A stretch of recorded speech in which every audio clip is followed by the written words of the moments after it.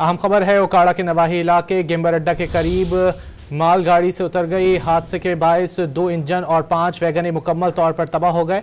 मौजूदा तौर पर कोई जानी नुकसान नहीं हुआ। मजीद जान लेते हैं डॉन न्यूज़ के नुमाइंदे अतीक सज्जाद से। अतीक, मजीद क्या तफसीलात सामने आ सकी? जी बिल्कुल, ये माल बरदार गाड़ी जो कि लाहौर से कराची जा रही थी, अड्डा गेम्बर के करीब रेलवे फाटक के बिल्कुल साथ जो है वो तेज रफ्तारी के बायस जो है वो रेलवे ट्रैक से जो उतर गई, जिसकी वजह से जो है ना वो उसकी ट्रेन की बोगियां जो है वो काफी दूर जाकर बिखर गई, जीटी रोड के करीब पहुंच गई और साथ जो है वो कुछ बोगियां जो है वो इमारत के करीब भी अंदर भी घुस गई हैं और अल्हम्दुलिल्लाह उसकी वजह से किसी किस्म का कोई जानी नुकसान नहीं हो सका। और इस हादसे के बायस जो है वो इंजन, इसके 2 इंजन और 5 बोगियां जो मुकम्मल तौर पर तबाह हो गई हैं।